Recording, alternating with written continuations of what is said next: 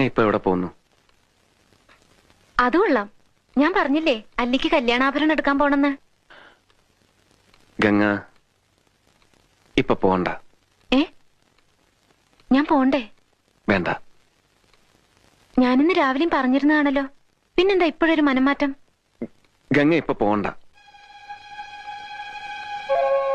അതെന്താ? അല്ലിക്ക് ആഭരണം എടുക്കാൻ ഞാൻ കൂടെ പോയാല്? വേണ്ടെന്ന് പറഞ്ഞില്ലേ?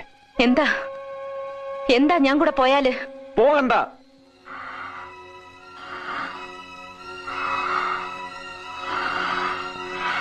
വിടമാട്ടെ, വിടമാട്ടെ.